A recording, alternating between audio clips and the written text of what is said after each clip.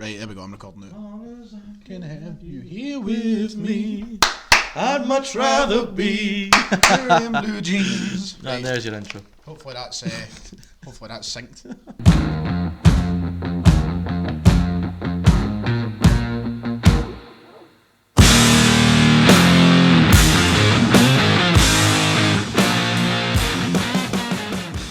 Ladies and gentlemen, welcome back to Talk Scottish Football as David goes and nervously checks his phone. Yeah, make sure it's on silent. Nice wee introduction there, that's a good point. Silence the computers, make sure we've got any messages coming through the day, but we are here to talk about Well, we're always here, we live here. Okay. We're here to talk about the Europa League last night. We're here to preview Scottish football this weekend as the league continues all around the country. Oh, you recovered well. I recovered, mate. Don't doubt me. And here we go. I'm going to start straight away with asking you, what's the best goal you've ever seen in your life? Kilmarnock against Standard Liège. Is that your answer? do you think it is? A lot of people going on about saying it's the best goal they've ever seen. Well, it's one of them, isn't it? It's up there. I'm glad you've started on that point because wow, we were sitting here last night watching it and even we were a bit like I wouldn't say we celebrated it, but we were like, oh my days. Can I quickly answer my response to that? The best goal I've ever seen in my life is not Kilmarnock's. I don't think anything will ever top Gareth Bale's goal in the Champions League final. No, because that is unbelievable. But nah, not for me. Really? Yeah, because I think. But you're a Liverpool fan, so I've seen better overhead kicks than that in my life. Ronaldo's against Juventus was better than that for me. True. That's a good one. That's a good one. Well, the best goal I've ever seen in person was Robin van Persie against Aston Villa. Yeah, that's the best goal I've ever seen with my own eyes in the stadium. That was unbelievable. But came out roof last night. My goodness. Nobody tell me Charlie Adam had. You know what was mad is that after I was watching it, I didn't realise until this morning when I watched it again how good the build up by him to get away from the men, to beat the man, and then get away from three defenders, and then you've got to remember, we've seen how bad that surface was as well. I mean, it was pelting it down in Belgium last night. What a strike. Liège was taking a wee bit of the Glasgow style in terms of the weather. It was very, very, it probably suited Rangers trying to see out the game.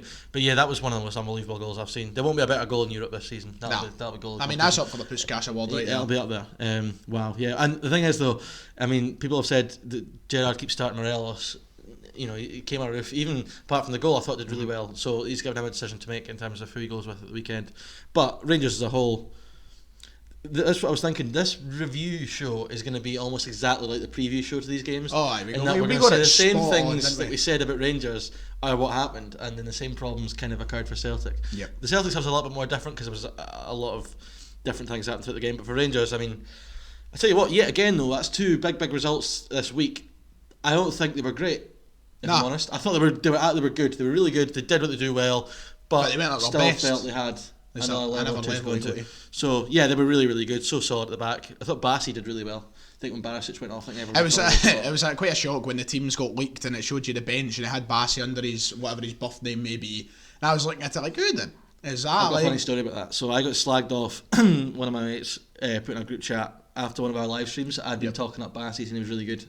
Whatever Rangers game I was watching, and he comes to me and he says, he puts in the group chat, oh, David was just talking about how good Bassey was in the stream, he wasn't even playing, and I was like, he was, but he'd gone on flash scores and seen the lineup and it was a different name. That's what happens a lot of times. You go on Bet365, you go to put in your coupon for the yellow cards. Not that we condone. You're looking for show. Of course not. No. Unless a betting company wants to sponsor us. We never talk about coupons on the Saturday live streams. Nonsense. Never. But I always go to I got a coupon up last night. Did you? I always go to put on the yellow cards and you look for somebody like Rodri from Man City and his name's under like R. De Santo De Silva, something like that, and you're wondering who it is. But Rangers' performance, let's go from we've got 50 minutes to try and cover all of this, but they went and done their job, and as you said, you still think there's another level. I thought round the pitch they looked really good, once again strong in the middle of the park. I think really players good. Like Ryan Jack Arfield had a great game. I think Ryan Jack looked decent. And then defensively they never really had any issues. Yes, they came close a couple of times. I think they hit the bar on a couple of occasions. I don't remember the Maradona. I don't remember McGregor having a big save to make though. I know they hit the woodwork, but they were relatively comfortable. Yeah, McGregor didn't have a difficult save to make, yet he was still like kill the referee at half time, wasn't he? That was wild. That's McGregor for you. He's one of those angry men in football. Yeah. I mean, it's unbelievable how Rangers have developed this squad into the point now where teams like Standard Liège 3 years ago would have probably, no offence, walked all over them. I mean, Rangers 3 years ago were getting beat off Progress in the qualifiers. And so it's a credit to what Gerrard has done there. Whether or not they continue on long term domestically is the lingering question. Yeah, that's the big question. They look like a well-oiled machine now, especially in Europe. That there's just, I think everybody was confident they would win that game, and they did it. Just went about the business as they do. It's a good start for the group because I think Benfica won last night. Yep. So I think if Rangers are wanting to top the group, which will be their aspiration, it looks like Benfica will be the team to beat. But having beaten Braga last year, they'll have every confidence. And it shoves them on right for the weekend now. A game against Livingston at Ibrox. I'm sure they'll have no fear. Yeah. Even though Livingston gave them a test earlier on this season, look, that's 2 games in a row now, and where they knew it was going to be tough. Yeah, it's a massive week for Steven Gerrard to get those 2 results. But is there that kind of, now that they've played Celtic, now that they've played Standard Liège, they were expecting tough games, and let's be honest, they were much easier than they thought. Is there that risk anywhere that you think Rangers could slip up against Livingston this weekend? It's a very good point, because I think that these are the games that we know Rangers are good at. We've seen that in the last couple of seasons. These are the games they do thrive in, the big games. The games where they've struggled and the reasons that they haven't won league titles is because of games like this. Yep. So this is the real test for Gerrard now.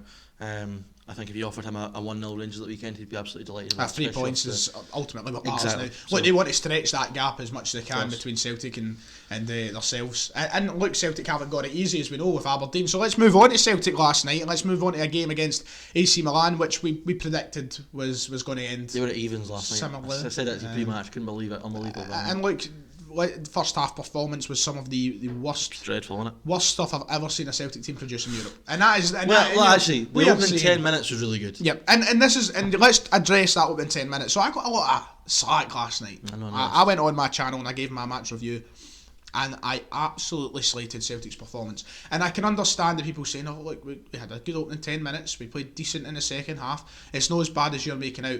Celtic have this problem in European football. They start the game, first 10-15 minutes, and you're like, we're up for this. This is it. We're going to do this tonight. You did call it about 2 minutes before the goal. And I did, and exactly what you were there. I said, watch this. In a minute's time, we will take our foot off the gas. We'll sit back, give them all the space. They'll pass the ball at their own tempo, and they'll come in and they'll get something for nothing. What happened? Such a easy, slack goal to concede as well. Simple cross. There's so many problems that have now occurred time and time again this season with dealing with crosses coming into the box, whether it be from a set piece, whether it be from open play. We are lacking the confidence and the bravery in the box to actually go up and challenge for these balls, and we're giving away silly goals. And we've seen that against Rangers at the weekend. They got 2 goals coming from balls going in the box, and they're not being dealt with. You've got a player there, Shane Duffy, who's meant to be this mountain of a man, no nonsense defender, and he's nowhere to be seen. At the weekend we had Mohamed El Younousi marking a centre half, and Connor Goldson, and these mistakes have just been repeated time and time and time again. The first half performance was absolutely shambolic. Second half, yes, a lot better. We switched the system. I think it was a system we should have played from the start of the game. It suits European football far better, but I think this is ultimately the wake-up call now where Celtic go, scrap the 3-5-2, we're going back to 4 at the back.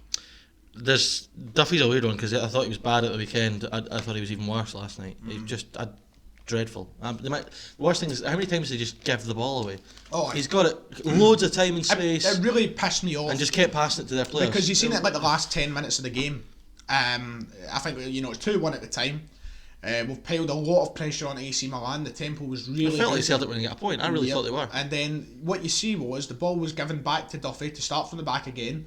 We should be getting rid of that ball quickly to try to keep that pressure on. Duffy's standing there, walking with the ball, looking each way to do something, and then the ball's given away. If you're not confident on it, give it to the guy next to you. Yep. Give it Ayer. Ayer drive it. Ayer did that. I thought Ayer had a really good game last night. Ayer was the best player on the park for Celtic, I think. Laxalt for me was probably... Laxalt was really good, but Ayer, in terms of the back line, the centre halves, he was streets ahead of Duffy. He was playing like he wanted that move to AC Milan. And when Celtic were going for it, he did do that a number of times. He'd step out and build the play. There's so many little dynamics you could cover on that game. You could do a podcast alone, Nick, because it was quite interesting. Yep. The 4-2-3-1 stuff is, so after clamouring so long for 3-5-2, I said it on the preview, it only works if you've got the parts for it. Now, 50% Lee Griffiths and Albion Ayeti is just back from injury are not, for a big game like that, not what you should be doing. They looked so much more threatening with 4-2-3-1. Tom Rogic is just unbelievable. I love Tom Rogic. You were ranting and raving about But I've said it for years. I just think he's absolutely brilliant to watch, and every time he got the ball last night, you thought something was going to happen. I don't think there was. I can't remember an occasion where he was on the ball where he lost it. Yeah, I think he's so good at that. And he just glides through the game. Yeah, and like his passing was silky. It was nice. He was looking. I think the passes that he made were passes that no other Celtic player was willing to make on the park. You know, you seen him do these things where he'd give it to the guy beside him, even though he has a player right there. He wouldn't go backwards. He'd give it to someone off beside him. He'd create something out of nothing. But that's ultimately how we ended up getting a goal. Because I may have came from a corner kick, but the way he was opening up the game allowed us to be more confident. Allowed us to get players forward. He brought a whole new dynamic to the game, which Celtic have been missing all season, and arguably he's in for a start ahead of other players in the team now, after missing a hefty chunk of football. I think the important thing is that he takes risks in areas that you're supposed to take risks in, not on the edge of the halfway line or in your own half. You don't take the risks there. The final third is where he takes the risks, and if he loses it, you'd rather him lose it and try and make something happen than play the easy pass and go back to our centre half, especially when you're chasing the game. Thought he was brilliant. Thought Diego Laxalt was brilliant. Thought the change was a bit weird, unless he was maybe just tiring a little bit. Taylor coming on, but he was very, very good. Lennon will be happy with that. So there's little things Neil Lennon can be happy with. Thought El Yunusi looked sharp when he came on. Christie looked sharp. So listen, I don't think there's any doubt in my mind Celtic will go 4-2-3-1 on Sunday. So. Sounds like Edouard will be missing again though. Sadly. So that's the I thing. did think Ayeti looked better actually when they went 4-2-3-1. Yep. Which is strange. Because he's someone who I think this season has benefited with having someone beside him. He's been that player to pick up on the scraps and get goals from that. Yeah. But with the 4-2-3-1 system, I don't think he'll struggle at all with somebody like Christie or Rogic or McGregor behind him. And Cham last night as well, and last point before we move on to the Premiership games, because I feel like we have equal coverage of Celtic and Rangers here. Don't want to talk about Celtic for too long. I think in Cham, when he was moved into that role in the 4-2-3-1, that's the role he's been crying out to play all season. Yeah, it's like Stephen Craigan raised a very interesting point. Well, it wasn't even very interesting, it was very evident. Stephen Craigan hit out with, since Cham has changed to this role in the game, he's got allowed to sit back behind the number 10 and dictate the game at his own pace. It's almost like Lennon hasn't been playing him at our position for 3 months. Yeah, exactly. I did think Cham was absolutely dreadful in the first half and he was really good second. How much better does Celtic look with Scott Brown off the park? A lot better. A lot better. And perhaps that is... If you can... I would be... If you can get in Cham, but it's so weird, man, because fit Rogic in front of them, for me, it's so weird because Brown should have been dropped weeks ago. We all know that, right? It should have been. But then he hit back with 3 great games. I actually didn't even think he was bad last night. I actually thought Cham was worse. I didn't think McGregor was that great first half either. So also just on Ayeti, because a point I was going to make, in the first half they were wanting Griffiths and Ayeti to press. Ayeti, to me, from what I've seen of him so far, which admittedly isn't a great deal, he's somebody that needs to be in the box. Yep, that's where he does his business, in the box. Exactly. Get him in there. He's physical. You don't really want him coming deep and then running channels. You want him in the box to score the goals. Yep. He's proven he can do that. I feel like that's 2 games in a row we've had the wrong players running. And exactly. You know, we had El Yunusi, who should have been. How much more natural did it look 4-2-3-1? It was so much more fluid. Yep. So maybe Neil Lennon will finally wake up and do it, but the stubbornness of Lennon this season has shown we shouldn't get our hopes up. But we need players like Beaton and Lamed and such back as quickly as possible, because the headache for Lennon just now is not a nice one. The fact that we're having to start Stephen Welsh, a man who you told me had struggled big time at Morton only 18 months ago, is now starting against AC Milan. Listen, he probably should have done better for the first goal, but apart from that, he was fine. The fact that we're having to force ourselves into that situation is really annoying. Anyway, that's Europa League done. Celtic find themselves in a position now to pull back the group. Rangers leading the charge in there. Well, and they're not top, I think Benfica's top 1 goals for, but Rangers looked very impressive last night, so they are leading the charge in that group. As we move on to the Scottish Premiership this weekend, the league table going into it has Celtic 4 points behind Rangers with a game in hand. Down at the bottom, Hamilton and St Mirren currently sitting there on 7 points. Look, it's been a nightmare season for Brian Rice. We'll start with Hamilton. Hamilton St Mirren is the game. That's exactly where I was just. That is madness. This game could really determine the future for either club, I think. Will the game go ahead? Is the big question. Oh well, aye, of course. So you take us away. 4 new positive COVID tests at St Mirren yesterday. I'm not entirely sure what that brings us up to in terms of the guys who tested positive last week and are isolating. It's all up in the air just now. Hamilton have prepared on their social media for the game going ahead tomorrow, but as we saw last week, the game got called off in the morning. I don't know how many players St Mirren have got left. If they're going to have to just play like the kids and maybe a couple, a bit like what Kelly did against Dunfermline a few weeks ago. Yep. It puts St Mirren in a hell of a predicament because these things keep happening to St Mirren. Now, Like, I don't get where all these cases are coming from. Like, what are they doing? At the start of the season, we made such a big deal of Aberdeen got to the pub and that, but I mean, the pubs are shut, so they can't. But what the hell's happening with St Mirren? Like, 5 players. I know all it takes is one person to maybe go and visit a family member who they did not know was positive, then they spread it to teammates, and that's a whole catastrophe and so on. But my God, it feels like it's time and time again St Mirren are becoming their season's been ravaged by go-to this, team. which is strange because the first 3-4 weeks they looked really, really good. Everyone was touting them for top 6. Yep. And now they are in a position where, I mean, what do you do? Because if you're the SPFL, you've got to support them because you've got to be understanding it's a global pandemic. Listen, it's not like the virus picks and chooses who it goes and, you know, infects and all the rest of it. But at the same time, if this game gets called off again tomorrow, and then they have another 2 positives next week, then the following game's called off, eventually they're just going to have a massive backlog of games. Will they get to a point where they just have to go, right, just play it, I don't care what players you got, you're going to have to play a game. For Hamilton though, listen, if St Mirren put the under-12s out against Hamilton, I'd fancy them to get a goal. I'm telling you, here's the opposite point. If St Mirren have to put the under-12s in Hamilton, if Hamilton can't win tomorrow, they are done. Brian Rice, gone. I think even if he wins tomorrow, most Hamilton fans will still want him gone. I think if they lose, surely that's it. Surely that's the end of the line for Big Chipper. Surely he's gone. Yeah, he's walking out. He'll be doing a job centre on Saturday. Yeah, it's another one though. That's a really massive game. If it does go ahead, even if St Mirren were at full strength, you'd still say Hamilton needed to get something because it's slowly starting to look like they're going to get cut adrift. I know Motherwell are down there, but they've got a few games in hand. They go they host Ross County tomorrow. Yep. Yeah, it's an interesting game. I'm looking forward to seeing the scores coming through because it's just going to be absolutely fascinating if it does go ahead. Both sides need the points. Yeah, fascinating. You touched on it, Motherwell, Ross County. Let's head over there. Motherwell, of course, missing out last week on a game of football. Yeah. So they are back after a wee break. I think it'll help them. I don't see much. It's hard because Ross County have been quite impressive at points this season, but Motherwell, they've had 2 wins in the last 5 games. Ross County only with 1. I think Stephen Robinson will be desperate to get free on the board here, and look, ultimately if he gets free on the board here, there's a battle for top 6 on the cards. If he's got 2 games in hand, if they win the 2 of them, they could go 5th. So that tells you all you need to know about the fact that Motherwell, they can get some results here, they can get back into the top 6. On Ross County, I think they've shown me enough to know that they're not going to go down this season, if I'm honest. I think we're at the point now where, it is hard because there is 20 odd games to go. How many games are left? Like 20, 25 or something like that. But the early indications are that they're decent enough there. Motherwell, they need to get some points. I think you're right, the break last week might have done them as much as they'll want to get points on the board. I know they'll beat the training ground. Stephen Robinson, we know, is a good coach. He needs to get the boys back to doing what they were doing last year. We've seen glimpses of that in recent weeks. So maybe the extra week's training preparation for this game will have helped them. At home, they need to get 3 points. It's not a must win, but they really need to start getting a run together, and I would fancy them to do so. I fancy them. I think Motherwell are going to benefit massively, as I've already mentioned, with that extra week. Dundee United are taking on St Johnstone. Both teams are in incredibly poor form. St Johnstone, of course, picking up a massive win last week in a sense, a 5-3 win at Hamilton, but still conceding 3 goals to Hamilton, to Hamilton, which shows defensively it's still a shambles there. I think they've conceded more than the majority of teams in the league this year. For me, Dundee United, it would be nice for them to get a wee win on the board.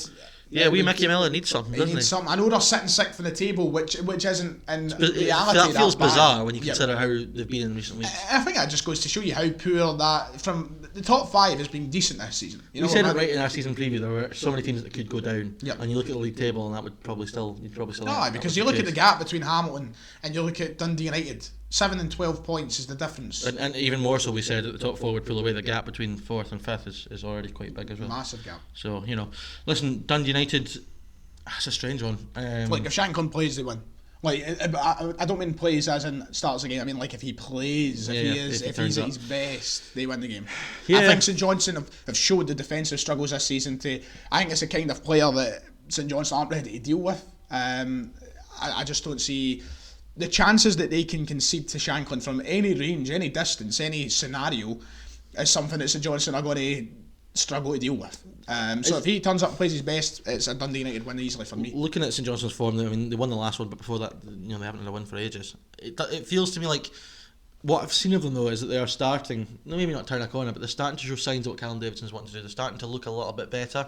The results might not necessarily be displaying that. I mean, they're at home, so they will think, right, listen, we've got to go and win this. Newly promoted side at home, we've got to go and win that. But I think you're right. I think they defensively are too weak. They'll concede too many chances, and it doesn't even have to be Shanklin, by the way. If it's Nicky Clark, you've got a good finisher there as well. Yeah, I mean, we both have said we like what Mickey Mellon's trying to do. We like the way he talks. Yeah, I fancy Dundee United to get that 3 points. Do you know who I miss at Dundee United? Who's that? Ian Black. Ian Black. Ian Black. What a player! What would you miss him for? I'm joking. I don't actually at all. I don't. I was just reminiscing of players of the past. It was actually because I was thinking about. Do you know why? I don't know why. I don't have a reason. Do you remember Russell Lapity? What? Lapity. Latapy. I remember Russell Latapy, not Lapity. How does it you say it? Latapy, not Lapity. So it's basically the same. It's a T before the P. Is it? I was just thinking of him. I don't know why he gone through my head. What's it got to do with Ian Black? I just thought Ian Black. It's just like a connection game. If I say to you Andreas Hinko, who do you think of next? Marc-Antoine Fortuné. Now, why do you think of Marc-Antoine Fortuné? Because he played in the same Celtic team as Hinkel.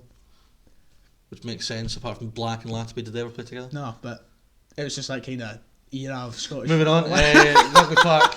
This is the best of the Saturday 3 o'clock kickoffs. Kelly at home to Hibs. Yeah. Kelly, who showed such great character last week to get the 3 points at Tony Macaroni.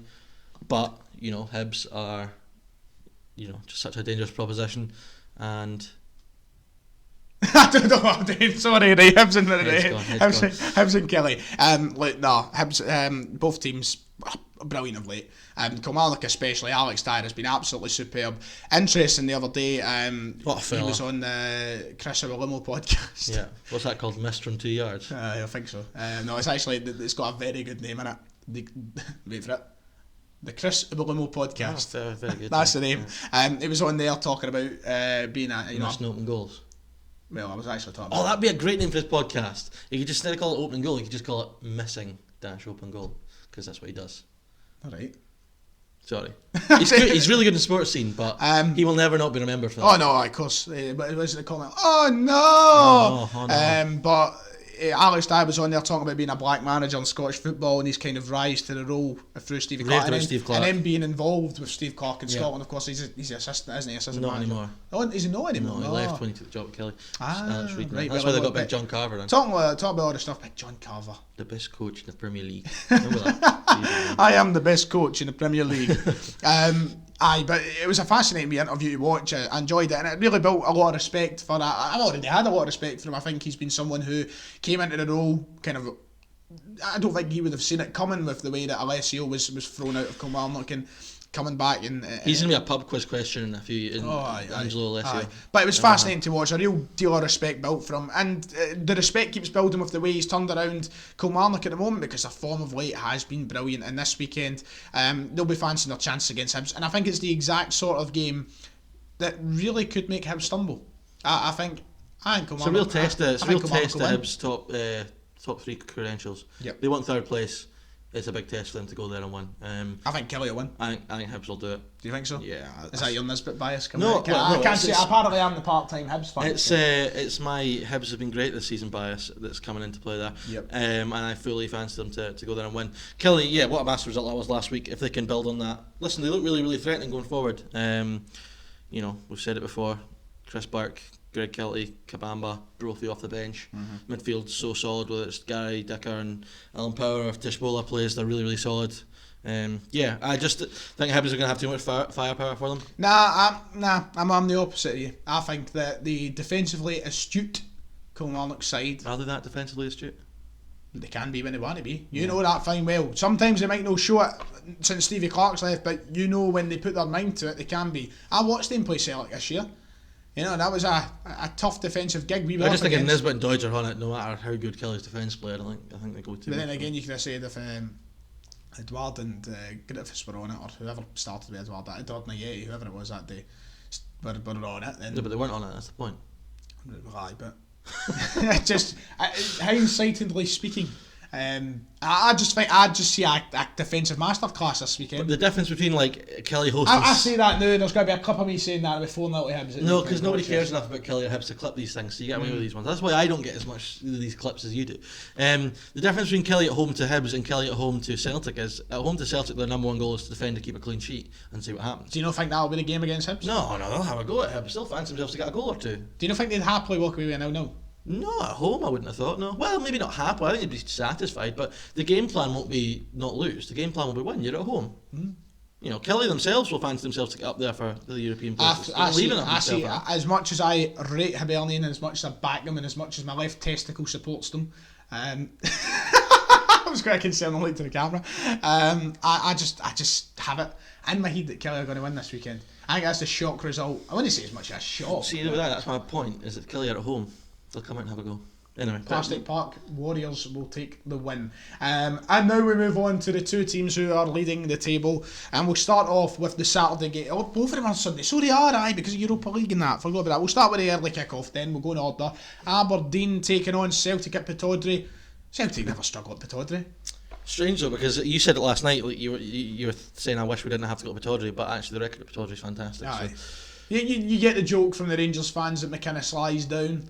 That Aberdeen latest win these games. I remember thinking it back to even the recent years. Some of Celtic's performances at Pittodrie have been unbelievable. Yep. Some really good performances up there. Performances. I just get a flashback to. Do you remember the goal? Oh man, I've just unlocked a memory. The one I always remember is Dembele, one where he went into the net. That's what I was about to say. Yeah. Hey, Tierney with the ball in. Yeah, Tierney to Dembele. Where did we go wrong? But no, listen. I think Neil Lennon needs much. He needs the 3 points. He needs a performance this weekend for me. He needs what he saw for 25 minutes in the second half against AC Milan, and I think he will go 4-2-3-1. Yeah, there's a bold claim. Where's my sweet prince? Keys, peace. So you think it'll be 3-1 Celtic? Is that what you just said? No, I don't think I said that. I said I think he'll win. Oh, I think he'll win. I thought you said you think it'll be 3-1. I was too busy.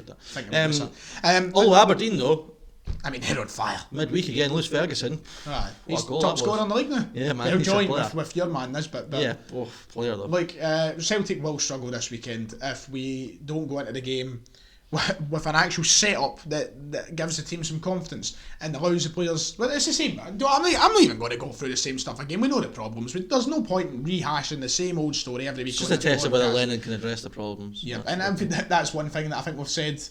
How many episodes? Will stubborn Lenny turn up, or will tactical masterclass Lenny Ball magician turn up? Exactly. I do fancy us to take the game this weekend. As you said, our performances at Pittodrie have been liquid football at times. A lot of it, I think, depends on what Aberdeen turn up as well. If there's powder puff as they were against Rangers. The crazy thing is, for me, this Aberdeen side is miles better than any Aberdeen side of the last 3 years. Every time we've went to Pittodrie, we've played decent Aberdeen sides. They play more attacking football. Aberdeen sides, but even the Aberdeen side who finished second back in 2017. Hammer throwers. Yeah, but they're nice to watch now. I enjoy watching Aberdeen. But they were never a good football team. I totally get your point. They were never a team that you worried about. Like, they were never like, oh god, they could play us off the park. But this is a team who have now McCrory, Ferguson, Johnny Hayes. Hedges looks good. Scott Yates looked good. Edmondson scored midweek.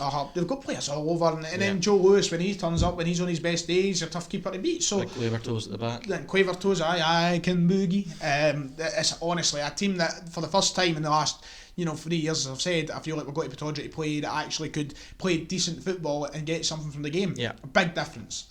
Rangers Livy, final game of the weekend in the Scottish Premiership. Yeah, I can't see another than 3 points. Yeah, but I can't see past a win for Rangers, especially because it's at Ibrox. They've dealt with these games really well this season, like Dundee at home, Ross County at home, St Johnstone at home. Mm-hmm. They've dealt with them really, really well. Because they've not been prolific performances by any means. No, but they've not needed to be. But, I think Gerrard will be. It's weird though, because I think Gerrard will be probably almost just as pleased with that when they they don't play that well, but they still get the 3 points in games that they've struggled. Because it's something they've not done before. Yeah. It's a first time thing for Gerrard and Rangers. These league games against sides who make it tough for them at their own stadium, they end up dropping points. But now they go out, they get an early goal, whether it's a Tav penalty or no, they go out, get an early goal, and then that's it. They just sit and let the game go, and they defend well, and they ultimately walk away with 3 points. And look, if Rangers were, as you said at the start of the podcast, to walk away with a 1-0 win at the weekend, Gerrard will be delighted. Especially with look at the back of the week he's had. Of course. I mean, if you said to him 2 weeks ago, you'll walk all over Celtic, you'll walk all over Standard Liège, and you'll get a 3 points. Although, I mean, arguably this is a bigger fixture than last night was for Rangers in terms of their season aspirations.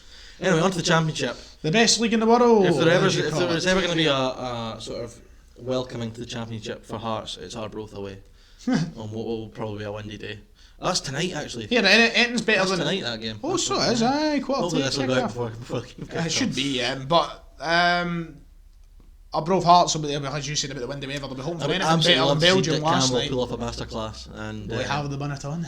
he will definitely have the bonnet on. He might have the heated bonnet on tonight. Heated bonnet. Hopefully it doesn't end up like Eric. Aye, but you know, we talk about Hearts. I don't see anything past the Hearts win tonight. I don't want to underestimate Arbroath, but I've been on the Dunfermline party bus all season. All aboard. Going up, yep, all aboard, choo choo.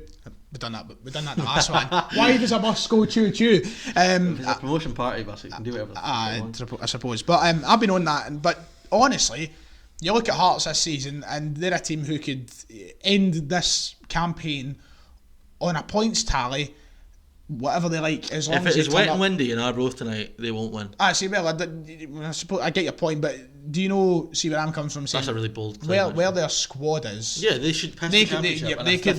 Like, I'm not saying they will, but they could finish this on whatever points tally they like. Of course, they could. They could. They but I don't think they will. But that's the one danger I think they have tonight is that they underestimate Arbroath. They'll get a reaction from their defeat last week, Arbroath. I think they'll make it difficult, but I think Hearts will win 2-1. Because I have never seen a team go down to the Championship and recruit as well as they have. Yeah, but they've got the pull of being Hearts, and also the uncertainty lots of these out-of-contract players had that they just wanted football. They wanted a club, and like Andy Halliday, I mean, he could have gone to a Premiership team, but he knows Hearts are going to go up this season. If he can get in that team, get playing. A wee medal for his bedside cabinet. And he's back in the Premiership next season playing for Hearts. So. Anyway, Hearts win is what I see coming. Yeah, 2-1 for Hearts. Queen of the South versus Raith Rovers. This has got Raith Rovers victory written all over it for me. Queens last week defeated away to Ayr without their coaching staff. I think they're going down. Raith 3-0 against Arbroath last week. They were magic. It looks like they're going to really do well in the Championship this season. I reckon they'll push for the top four, and whether they get it or not is another thing. But I think that'll be their goal, because I think they've got a really decent squad there. Some good young players, and I think they'll go there and win, because I think Queens are dreadful. I think they're going down. Well, Raith opened well last week, as you've mentioned. A nice start to the season for the newly promoted side.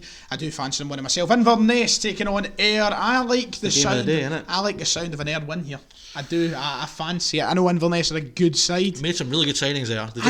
There's something. It's more since I've started taking attention to the Championship since we started this podcast. There's been something about Ayr that is just a kind of. They're always nice to watch. And I like the way Mark Kerr's handled things as well. I think this is a team who there will be. You've said to me already this season, you think the top four is kind of locked on with Hearts. Well, you don't know if it's locked on, but the four that you would automatically looked at would have been Inverness, Hearts, Dundee, Dunfermline, Hearts. But Ayr would be there chapping on that door. Yep. This is the exact sort of game I think that Ayr could use to start their season to show that they will be chapping on that door this season. And I picture them going for a wee win. They've recruited so well, especially in an attacking area. Did they make Cammy Smith yesterday? Cammy Smith, Ennis Cameron from Kelly came in today, along with Bruce Anderson, Tom Walsh, Zanata. Moffat's still there. I mean, they've got really good options up front. How they're going to fit them all in, I'm not entirely sure. Well, it's simple. Mark Kerr masterclass. Mark Kerr could just play holding midfield. I'll take him as Celtic manager next year. If Inverness can get some of their injuries sorted ahead of tomorrow, I'd fancy them at home, if I'm honest. I just think Inverness John Robertson, I think, is a really good manager. I'd go as far as saying he's arguably Robbie Nielsen, probably the best, but behind Robbie Nielsen, probably the best manager in that league for me. I just fancy Inverness at home. They're never really that pretty to watch, Inverness, but they're effective, and I think they will be. So what you're saying is we are differing on who we think will win the game. Do you know what? I just feel like you need to have a wee bit more confidence. And why? I don't know, mate. Why do I need to be confident in Ayr United? Get on the Ayr part. Mate, you seen a lot of Ayr last year. You were at their ground a lot. Yeah. So have I like a wee trip to Ayr. It doesn't mean that I want them to do well. And then we have McPake against Hopkins. Hopkins. Shite jobby. Dundee, Greenock Morton. A game which I don't know. It's a bit flat, isn't it? It's a bit just I don't want to big up everything on this, but I mean, Dundee are just dreadful. Morton are just the eternal drama on and off the field. Yeah, I don't know. Dundee, I think, will probably get their first win of the season. Don't think it'll be pretty. They'll probably concede. Both teams to score, definitely, I'd have thought on that one. If you're keeping on this weekend. Defensively, shambolic. Dreadful. Both sides. But I think Dundee will win 2-1 and Charlie Adam will score. You think Adam will get a goal again? Yeah, because I think he's probably going to try. How long has his legs got this season? I don't think his legs have got much, but his technical ability and his mentality and his knowledge of the game will just drive him through. Blackpool's best. Yeah. What a player he was down there, by the way. So good what's down your stadium called again? Broomfield Road. Broomfield Road. I've been a couple of times. Alloa Dunfermline, the final game of the Championship to speak about. You won't be there this weekend. You'll be watching from the leisurely couch area. I'll probably do a post-match reaction on my channel if I just check that out. Aye, David's got a channel. Yeah. We'll address it at the start of the next podcast to make sure people actually go and subscribe. Why can't we mention it at the end of this one? Well, we can as well, but I mean, the best thing is at the start, actually. People usually tune in, But anyway, Alloa Dunfermline, surely Dunfermline will take this. But will Peter Grant have something to say? Alloa's never easy to go to. It's a horrible, tight pitch. The one advantage we've got is Dunfermline are training at Alloa just now, so that means that they'll be pretty acclimatised. So what's the story behind that? Why he's training at Alloa? Because, I don't know, there was some deal done this summer between the two club chairmen, as a COVID thing, it was just easy. Dunfermline don't have a set training ground, so it's trying to get like council facilities and all the rest of it is a nightmare. That's one of the things the owners try to do is build a training ground. So we're sharing with Alloa. I don't know how the financial thing's working, but they're obviously getting something out of it, even though we took Kevin O'Hara off them for money. So I don't know. We're training there. So that's the thing. I don't know. I mean, Alloa are really, really tough place to go, but I'd still fancy us. I think the whiff of Peter Grant's aftershave will knock you all out, and I think Alloa will win. No, I'm joking. Dunfermline to take the points this weekend. 1-0. Yeah. My God. Right, we've got League 1 and League 2. Put your hand off a 1-0. League 1, League 2 to fire through. We're going to go through one of the quickly. most interesting. We've got a class in 15 minutes. One of the most interesting Saturday 3 o'clock kickoffs is at Firhill. Hill. What time's it? Past a freckle, mate. Oh, yeah, bugger, you stole it, eh? Firhill, Thistle Airdrie. Right, here we go. It's actually quarter past a freckle, by the way. Airdrie 2, Partick Thistle 0. Really? Yep. Well, of course, I have predicted Airdrie to go down. I'm predicting Thistle to stay down. No, I'm not. Am I? Oh, well, maybe I am. I've predicted Partick to win the league, yeah. And they did not start They didn't start very well, did they? No, they didn't. No, I don't know. I just think everyone's so used to Partick Thistle just being dreadful now and having comedic results that I just think Airdrie will nick a wee win there. Whether it be 2-0 or not, I'm not sure, but I fancy Airdrie. It was just so funny. It was such a funny start to the show last week, wasn't it? Like, you see when we came on to League 1 and we knew exactly what was coming. Oh my God almighty, yeah. Oh, some laugh. Can't not laugh at them. Falkirk 4. Good old Thistle. I was wondering what you were doing there, if it was a fly in the wall or something. The fly in the wall is always Partick Thistle. Falkirk 4 for Falkirk, surely. Yep. You can't see anything past that. I mean, I'd be very surprised. They did well last week. Good result away at Montrose. They're looking decent. Peterhead Cove. Rory McAllister. Very interesting game up there. Peterhead for years with a team up that direction who were. I think they'll be down near the bottom this year. They're rising. Cove are going to push for the playoffs. So I think Cove could go. I think Cove will win 2-1. Oh, we Cove win. We Cove win the Rory McAllister derby. Yep. Dumbarton Clyde. I mean, Clyde getting off to a good start last week, of course. Definitely. Clyde looked good this year. I mean, they've still got David Gowelly up front who will score goals. I tell you, I ended up lost in Cumbernauld last week. Did you? It was worst place. Have you seen the bus station in Cumbernauld, by the way? What's that all about? Is that still standing? Yeah. I'm still standing. Sorry. I have to, when I get to Dunfermline and I go through there all the time, it's just a different I thought it world, was knocked in the It's horrible. It's as bad as like, if this is East End boys, you don't know what I'm talking about. You won't. You don't have a fucking Scooby. No. It reminds me of the old sheltered upbringing. It reminds me of the old Shandwick Centre, now called the Locks. To the locals, the Shoppy. The Shoppy. It's the Easterhouse Shopping Centre. Just has that same vibe about it. It's a horrid, manky, disgusting looking creature. But what was I even going to say? My story. I was about to tell my story. So I ended up going to Lennoxtown. That's right. I ended up Lennoxtown, and on the way back, so you come. Did Lenny have you taking the sessions? No, I was up getting my snus. Right. Anyway, so I was up at Lennoxtown, just visiting a friend, and not in this climate you weren't. Well, I wasn't regulations. Regulations, aye. But I was up visiting a friend, and on the way back, you've got to drive through the country roads to get back to Glasgow, and end up missing a turn. And next thing you know, there I'm standing looking at. What's the stadium called again? Broadwood. Sitting looking at Broadwood, man. Like, what the hell the fuck I end up here? It's like, it's such a small world, eh? What? So Martin Clyde, what are you predicting? Clyde. Yeah. Seriously, David Goodwillie hat-trick, East Fife, Montrose. Away win. Oh, Montrose to win? Montrose to win. Really? Nah, I'm going East Fife. Okay, nice. I'm going East Fife in that game. Do you know, I've always liked the badge for Montrose. I just like Stuart Petrie, man, Pars legend. And he's Mate, have doing you ever really seen well him in for Throws badge? Just a nice. I can't picture it just now. Why can't I picture it? Well, I'm gonna get up for you. Just tell me this isn't one of the nicest badges. Right, when you Google that, we'll move on to League Two. And Scottish. Oh, I don't. Just a nice wee badge, isn't it? That's alright. It's alright. It's just simple, elegant. I don't like the red, white, and blue, but League Two. Queen's Park Albion Rovers. Queen's Park home 1. Yeah, McKinnon I is don't see any way past that. Although they didn't start very well last week, but I still think they'll win the league. So, yeah, home 1. Home one, okay. Elgin City breaking? Home 1. Nah, I mean breaking are Dreadful. going down. Is Mark Wilson going to last? That's if the SPFL don't keep them up again. I know. They should have really been doing last year, man. Joke, man. And in Stranraer, I'm going away win. Ooh. I'm going away win. I feel like my balls. Draw. Score draw. I know, we don't ever predict draws, do we? Like, we just win or lose. So I said the bookies win so much money. Who bets on a draw? I know. My dad does. Does he? What my dad does. I bet you see he puts on like a 50p coupon every week, doesn't my he? dad puts, it's this thing that he used to do for his work and he still doesn't know that he's retired. So basically he puts like, I think it's like a tenner a month into this mad thing. I don't know, it's through like a big company. And every week you need to get 8 draws out of 50 games. You pick 8 numbers, he picks the same 8 numbers every week out of 50 games across Britain. And if his 8 numbers come up as draws, he wins a share of £1 million with everybody else who manages to win. But obviously, there's only about maybe 1 or 2 people who win every week, so you're at least guaranteeing yourself a few £100,000.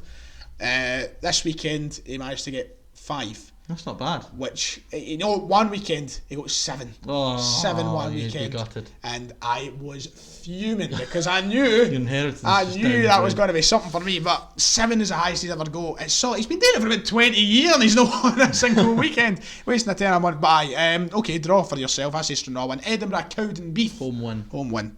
And finally, Stennismuir, Stirling, Albion. That's where I'm putting my draw. Score draw, yeah. Yeah, that's where I'm putting my draw. draw. No, you know what? Home 1. Have you ever been to Stenny? I've driven through. You ever been to the Grand, no? No. I've played in it. I know you have, mate. Yeah. Big superstar, me. Yeah. Playing at Stenny in Falkirk. You will win too. You will win too? You will one day. No, I won't, mate. Nah, well. Okay, that's it. Scottish Championship League 1, Twitter League 2. questions and Instagram questions before we're late for callers. We've got a wee bit of time. We've got 10 minutes. We've actually done quite well. We've covered a lot here. I'm sure a lot of the questions will be European football orientated. Yes, Celtic Rangers I've got some from orientated. Instagram and some from I can't wait for the day that we have a wee producer in here and we're doing phone calls, man. It's not happening, mate. Well, just so I can tell you, what's your point, caller? That's all I want to do. Well, what happens if we actually have someone controlling the phone? Daniel Stewart asks, how far realistically can Celtic and Rangers go in Europe? Ryan Fitzsimons. Nice. They can go all the way. Ryan Fitzsimons, huh? Realistic? No, they can't. All the way. Well, I don't know. It all depends on the draw, though, doesn't it? Because I think that... It depends on the draw. That is it. That is generally it. It depends on the draw. Celtic... I don't know if Celtic will make it through the group, for God's sake. If Celtic can beat Lazio home and away, they can beat anyone. Yep. Like, they could beat anyone. Could. Big could. Big, realistically... A big lingering could. I don't know, quarterfinals maybe? You're ambitious. A big achievement, but if you get the right draw, it's doable. It all comes down to draws. There is nothing stopping... Like Leverkusen to Rangers last year was probably the worst draw. There's nothing stopping Celtic nor Rangers reaching the Europa League final if they got easy draws. They're good enough to do it. But the reality is... Man United. Aye, yeah. Easy draw. Yeah. But, you know, the reality is now the way that football has changed even in the last 5 years... The Europa League doesn't allow us to progress past the quarter-final. Everybody would have said that stage. in 2008 and Rangers got to the final. Nobody really thought they could do it. No, I wouldn't agree. Well, I don't think... I wouldn't agree at all. If pre-group stage 2008, if somebody had said to how far do you think Rangers could get in Europe this season, and somebody said the final, you looked at the Europa League in 2008. The teams. The money wasn't a bigger gap, but I think that money doesn't necessarily reflect ability. I think now there is far less. Utterly, the gap is different. Completely different. But if I'd have said to you last season, Lazio were going to win the Europa League, you'd have said that's just a decent bet actually. Would you not? Celtic didn't well, no. Last season, if you told before the season started and you've seen the teams in the Europa League, you're automatically your minds are going to your Inter Milans, your Man Uniteds, your Arsenals. I think Celtic and Rangers could both realistically beat Man United over a two-legged game. Yeah, I think so as well. Once again, it is dependent on whether or not Celtic got Rangers draw them. But then again, as the point is about to come to the other teams, Celtic drawing into Milan, never going to happen. Rangers drawing into Milan, never going to happen. Bayer Leverkusen, never going to happen. Man United playing their best, never going to happen. Arsenal playing their best, never going to happen. They playing their best. But who did Celtic and even at that, you've got teams like Sevilla in the tournament. Who did Copenhagen there's no get chance in the any round of teams 16 last year? Istanbul Başakşehir. Right. Celtic should have. No, beaten exactly. Copenhagen, but then if they went through there, you'd they would in end the up. quarter-final, Then you which is get what I just said. teams like fucking Sevilla. I know, but I said quarter-final. No chance. Quarter-final. I think that's ambitious thinking because But of the Celtic, for somebody like I Celtic. think if you look at the way the draw works, Celtic should have got at least to the round of 16. The reason I would feel so pessimistic right now is purely off of the back of the two performances we've just seen. And if you asked me that question off of the back of 2 wins, I would be agreeing with you and say the quarterfinals. And if Rangers were going to Istanbul, however you call them, last night, we'd have fancied Rangers to win. No, like yeah, well, okay. If you're saying quarterfinal, yes, but the point I'm still referring to is the gap between 2008 and 2020 as we speak right now. Okay, maybe. I think that it's just. But yes, I think they realistically could have a decent run. I think they could get quarterfinals. I think that Rangers and Celtic both have the potential to reach quarterfinals. Then they get Arsenal in the quarters, who are soft as shit at the back. See what happens. Well, don't you dare. All of a sudden you're in a semi, you know what I'm saying? All of a sudden you've got a semi, you say? Jesus! You did when I mentioned Kieran Tierney and Dembele earlier. Right, what else have I got? That was a nothing but Daniel flaccid. Stewart, thank you for nothing that. But flaccid. Daniel Logan, can Brown and Cham play together? Is Duffy that bad or just having a blip?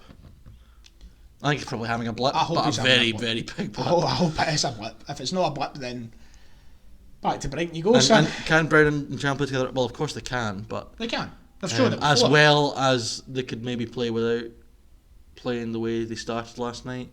Probably. Next question. It's boring, mate. It's boring, mate. It's boring, mate. I've spoken about Sorry, it. Daniel, mate. I'm touchy after last night. Daniel, thanks for watching, mate. Do you think it's ideal to get Rogic to start for Celtic? Yes. Of course it is. Yes, simple. Next question. Right, let me jump on Instagram.